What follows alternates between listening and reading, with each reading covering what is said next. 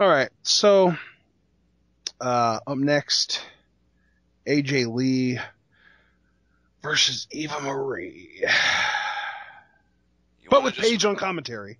That's true. And Paige here, again, was incredibly... It was so awkward, dude.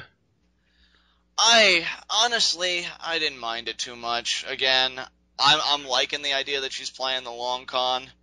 Don't. I hate the whole long con thing. It's like, if you're gonna be a heel, be a frickin' heel. What do you possibly gain by tricking your opponent into thinking that you like them?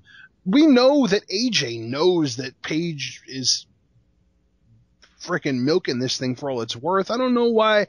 First of all, I don't know why AJ didn't call Paige out on it, because it's very clear that AJ sees straight through Paige's BS. I mean, look at the BS that AJ herself has pulled. The whole secret admirer thing with Caitlyn. That's basically what Paige is doing here, but she's being less indirect about it.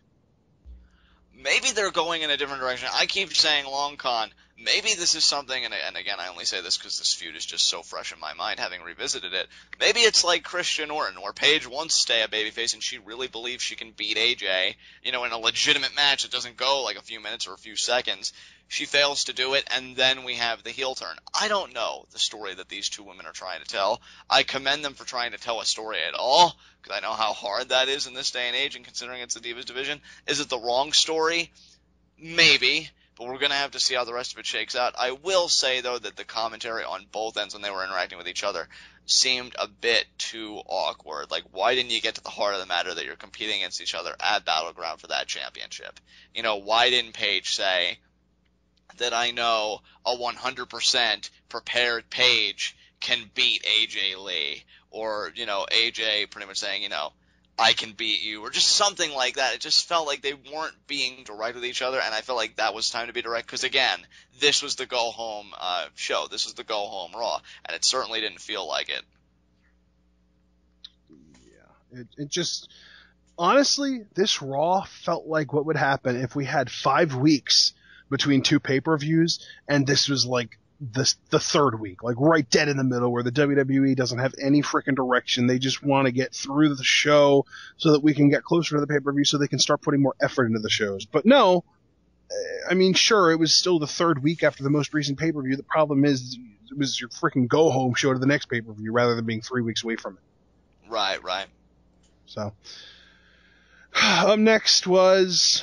it was 10:20 at this point, so we all knew that up next was going to be your Bo Dallas match of the night, because he is the semi-main event every week, every show every week. And this time he said something about how, it was actually pretty hilarious. Bo, here's the thing. No matter how bad or just meh Raw can be, Bo Dallas puts a smile on my face, because tonight he said something about how El Torito was the biggest little man in the WWE.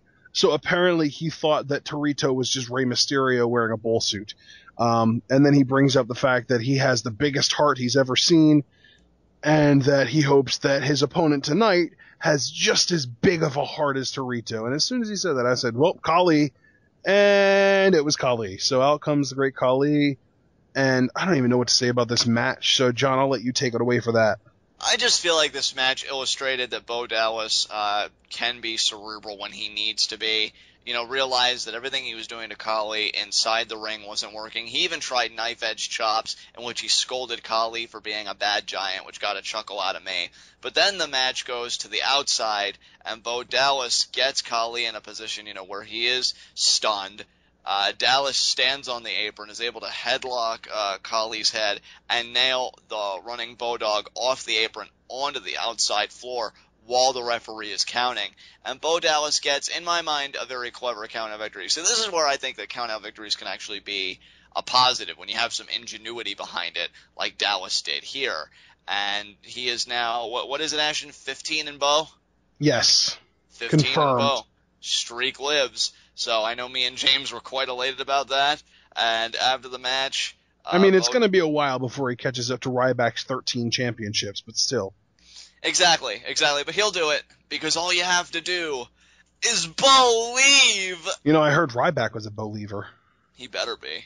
And speaking of Ryback, he actually had a really, really good segment on the app tonight too. He and Curtis Axel. But here's the thing: they teased a breakup because frickin' Tom Phillips was all like, "Oh, you know, these battle royals have a tendency of making tag teams fight each other," and they were just like, "No, you got it all wrong." And then Ryback said something about how he would never hurt a former Intercontinental Champion, and then Axel was just like, "Oh yeah, how many titles have you won there, big guy?" And they started going back and forth with these shitty comments, and next thing you know, Ryback says, wait a minute. How about a compliment? I'll give you a compliment. Your legs are looking a little bit bigger today. Have you been doing squats? And Axel goes, no, but I have been carrying you. And I was like, what is happening right now? Are they breaking up Rybacks on the freaking app? But then they, like, had this weird, awkward bro hug where they were slapping each other on the back really hard and just, like, harder and harder every time. And Ryback breaks away and he's like, football and hot chicks, right? And then Axel said something about something in cold beers, and they just like smiled and walked away. And Ryback is still together. So yeah, that wasn't a very courteous comment from Axel, but I'll let it slide. As far as this ending segment goes, Bo Dallas begins with, "Hey, big guy, I know you're feeling brain chop." And the way Bo sold it was hilarious. Yeah, it was, because he just had that dazed look in his eyes, like, what happened? But it was pretty hilarious. I enjoyed it.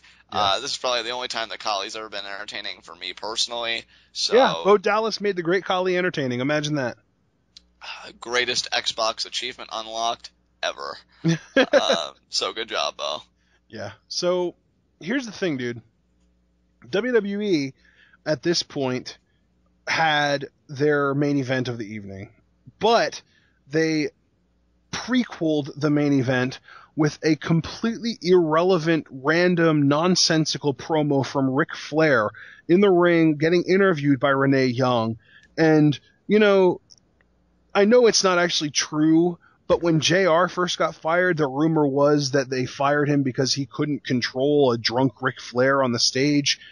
And if that story was true, I would be so worried for Renee Young's job right now. Definitely. And you can't blame Renee. She always has struggled. I didn't know if that was just a character or just an extension of her personality into her work. But, just like wanting to have fun, very shy, very, very agreeable, very genial, all that stuff. So she's not going to try and rein Rick in and come off as maybe a bit rude or unprofessional or what have you. She's going to let him go through the motions, but this was bad. Like this was something that made me feel legitimately uncomfortable for Renee in that ring, because he's pretty much talking about, oh, you know my reputation, don't you, Virginia? Woo! And it pretty much talking about how all the women he's wined and dined and this and that, and it's just like he's getting closer and closer to Renee as he's making these comments, and I'm like, distance, Rick, distance. And then Renee's finally able to pose the question, Rick, which horse are you backing, for Battleground in the Fatal 4-Way? And then I didn't hear him talk about Roman Reigns, though. I heard him go through Orton. I heard him talk about Kane a little bit. But then he pretty much says that he's betting on John Cena. I didn't even hear him mention Roman Reigns. Yeah, that's exactly what happened, dude. He said something about Orton, something about Kane, and then he said about how he's putting his money on John Cena, his boy John Cena, to win. Completely ignored the fact that Roman Reigns even exists. And then here's the thing. Reigns' music hit, so I'm expecting him to come out and be like, Rick, you seem to have forgotten me. Don't ever let it happen again. Or just say something cool like that. But no, he just shakes Ric Flair's hand, and then Ric Flair walks away, as if no offense was committed. What? That annoyed me. What? Because precise question, Ashton, because the thing is, Roman Reigns, as we've been saying, he's a badass. He goes in there, he takes care of business, and he looks out for himself. He looks out for number one. And you're going to have somebody completely gloss over you, not even give you the courtesy of a pot shot, but not even mention you at all. And you're just going to come out and be like, oh, you're a legend, I respect you, let's shake hands. All right, cool, see ya. What? I mean, I'm not asking you to spear Ric Flair, but what Ashton said I think was absolutely right. What would have been the problem for Reigns to say, maybe even make a joke about it at first, like smiling, seeming like he's going to go with it, like whatever. Rick, I noticed you kind of forgot to mention me there. Don't ever let it happen again, and just that shift in attitude and stuff to show do not mess with Roman Reigns. But no, what happens?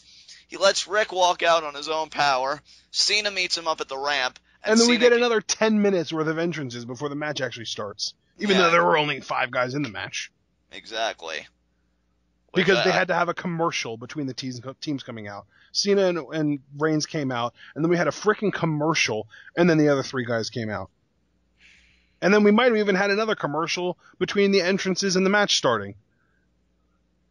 Yeah, the commercials were ridiculous, and you know what, dude? Apparently the WWE is advertising the network so much, they're getting close to the point that they're hitting the 5 to 6 times per hour mark.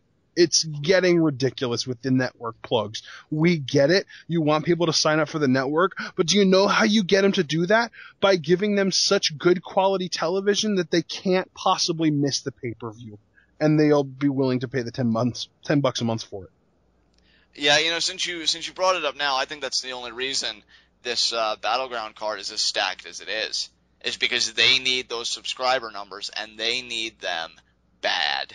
Yeah. I can't even imagine. I'd like to know what the current numbers are, because I think with the budget cuts, I don't know what numbers they have to hit exactly now, because it was always 1 million, 1 million, 1 million, but I think the numbers kind of shifted a little bit with the budget cuts and everything else. But, to me, you're selling this so hard. And it's just like Ashton said, put quality programming on your television. Hell, save things for the network. Like, Hulk Hogan has a major announcement concerning Battleground, and we're going to hear it immediately after Raw on the network.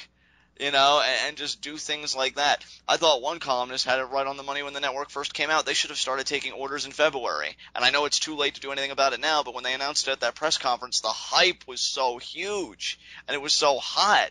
I don't even think they'd be having any of those concerns if they thought to be taking pre-orders. And now they have to struggle and scratch and claw all the way to the top, and you're doing it by shoving it down our throats multiple times in one program. And it's a 3-hour program, which even when it's at its best, you'll always feel that little bit aware.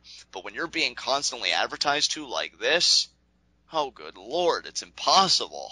And here's the thing, I understand that they're trying to get new network subscribers, and like I said, that's perfectly understandable, but again, you would think that they would focus more on trying to make their product unmissable than just, if anything, they're making me want to watch Raw less, because I know that if I tune into Raw, it's John, you know what?